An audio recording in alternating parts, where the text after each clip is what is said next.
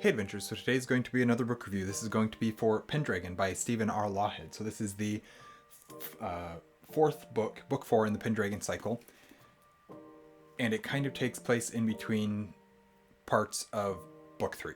So I'll talk more about that in a second here. Of course, this being a part of the Pendragon Cycle, it's the same series categories as the other ones, so things like Arthurian literature, historical fantasy, religious, stuff like that. A lot of the same keywords and subgenres as the rest of the books in the series. Pendragon is book 4 of the Pendragon Cycle by Stephen R. Lawhead, like I just mentioned. This book takes place in between parts 1 and 2, or mostly, at least, most of it takes place in between parts 1 and part 2 of Arthur, which is book 3. And it tells the tale of plague and war coming to Britain. Arthur has to find a way to protect his realm on 2 fronts, one from a physical enemy that can be understood, and one from something that cannot be controlled. The story is really about how Arthur chooses to lead his kingdom during this time. Before I continue on with this review though, I'd just quickly like to say, if you're liking what you're seeing from an Erudite adventure, please like, comment, and subscribe. So, while it is very good to have some more information about a young King Arthur in this series and what it is that he is doing and trying to accomplish, basically his character in the series, we've now seen Taliesin, we've seen Merlin, and in Arthur we saw Arthur as viewed from other people, but this one kind of shows Arthur how he is supposed to be viewed.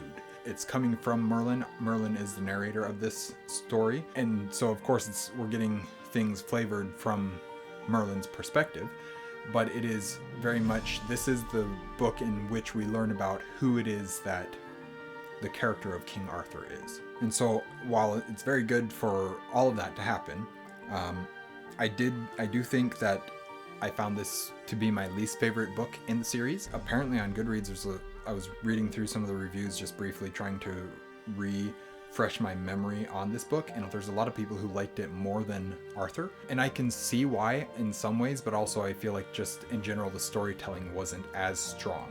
But I'll talk more about that as I go through this. There is a lot of good things to it, but it isn't nearly as good as the preceding 3 books, those being Taliesin, Merlin, and Arthur, with Taliesin and Merlin being way better than Arthur was, but still Arthur was better than Pendragon. We do get Arthur going to Ireland and making peace there, which leads to several important plot points, but it's not merely, he doesn't go merely for the sake of making peace, but also it's Arthur protecting his realm. With the invading Vandals, there's a whole storyline that goes on there with them in regards to Ireland, and Arthur going to act as a ally to the Irish, and all that, how that all works together. So it's more than just merely him going and being, hey, let's have a meeting, let's sit down and talk. It's him forcing himself into a position of, I am here, I'm going to protect you, you can take my protection or not, but either way I'm going to fight these Vandals type thing. And through that peace, through strength essentially is what it comes down to, there's some things that are able to happen. With the invading Vandals, he must safeguard his own coasts, and if the Vandals gain a foothold in Ireland, which they would have, according to how this book portrays the story, the Vandals would have just come and completely overran Ireland very quickly, very easily, and that would have been a huge problem for Arthur and Britain and his kingdom of summer that he's trying to just build up, if he then has enemies on that side, on the west of him as well. And so it's like there's some things that are going on with it that's more than just, oh, we're going to go make friends with the Irish, although that is also very much part of why he's doing it. He'll have a much harder time protecting his land if the Vandals gain access to Ireland. So he goes there to help defeat the Vandals from that place.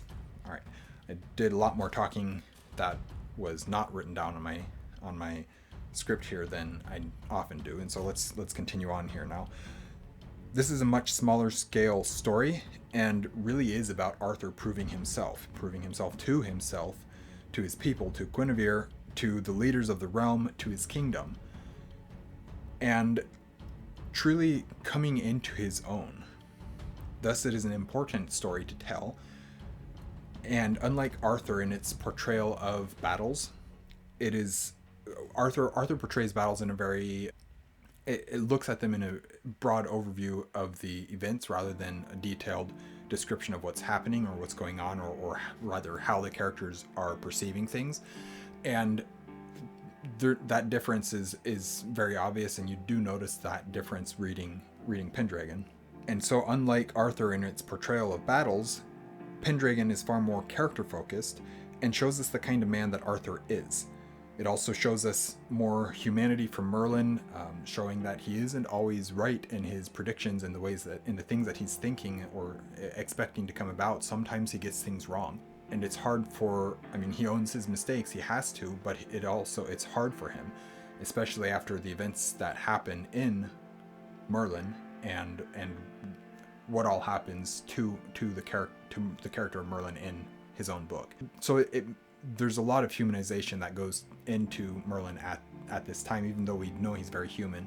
And yeah, so there's a lot of really good stuff in that way as well, of showing Arthur as a character rather than showing through his choices in battle, is showing who his character is, the way the type of man that he is and the type of leader that he wants to be.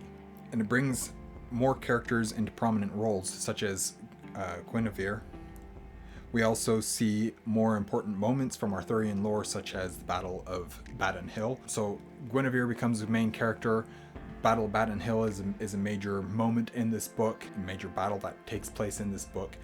And so there's a lot of stuff that goes on with that as well, which are all good things to see, and I'm glad to see them incorporated into this book. It is a much needed book to fill in many of the gaps from Arthur. So Arthur, like I mentioned in my review of Arthur, it really feels like just a snapshot of 3 moments of Arthur's life, or three snapshots from Arthur's life as a way of telling the story. And it's important, those are the moments that are important to the story being told in Arthur. But overall, we really need more books like Pendragon to flesh out what's going on in this world and with those characters. And while there's lots to enjoy about it, I do actually think it is my least favorite in the series. I kind of already mentioned that. It's stronger in some aspects and weaker in others, especially in regards to Grail. Because Grail, from what I understand of the series, it was a 5-book series. It's now a 6-book series with the release of Aurelia, but it was a 5-book series that was originally intended to be a 4-book series, but then his Lawhead's original publishers said no, cut that into a 3-book series, and so Lawhead retooled the third book to be books 3 and 4 smashed into one, which is kind of why it feels like there's stuff missing from Arthur. He then later went on to write book 4 and book 5 to flesh out more of the things that are going on there. So that's kind of, it actually feels like that. That's what it feels like when you're reading those books. But because of that, the Pendragon and Grail kind of feel separate in a way that the other 3, Taliesin, Merlin, Arthur, feel like a direct series, like one right after another. This is important. These are the important events. These are telling the tales of these characters and very broad overview of these characters. And so Pendragon fleshes out more. Grail fleshes out a different storyline. But they both serve to fill out the world of the Pendragon Cycle and tell this story to completion, even though it has already been completed. But because of that, Pendragon and Grail feel separate, and really they're the only 2 that you can compare. In that way, you can compare Pendragon to Arthur a little bit, and then you can compare the other previous 3 to each other. But Pendragon and Grail, you can really, in the way that they're written, is how you compare those 2. So it's stronger in some aspects and weaker in others than Grail specifically, but it also some of the other books as well, but mostly with Grail. Grail also has a lot of weaknesses for me, but it's maybe just slightly stronger overall. I will talk about that more in my next review, which will be Grail. The next review that I'll publish will be for Grail, and then I will have wrapped up the series other than Aurelia, which I haven't read yet. So yeah, just really basic thoughts. Not a whole lot of terrible interest. Maybe that kind of happens often when you're 4 books into a 5-book series type thing, doing reviews for all of them. But it was I really enjoy being in Arthurian literature, as I've mentioned with I think every one of these reviews now. It's just so nice to be back and to be reading Arthurian literature, even if they're not the strongest entries, or even if I don't love everything about them. It's just so nice to be participating in that world once again, because I do love it. I think that I could probably focus my entire channel on Arthurian literature very easily. And maybe I should do that. Maybe that would put my channel to a little bit more direct of a niche. I don't know if that's a good idea or not, and I don't want to at this point. But it would be good just to spend a lot more time reading Arthurian literature than I do. Anyways, rambling now, I can close this out. That is my review for Pendragon by Stephen R. Lawhead, Book 4 of the Pendragon Cycle. Please let me know what you think in the comments down below, and we'll see you guys again soon. Stay warm.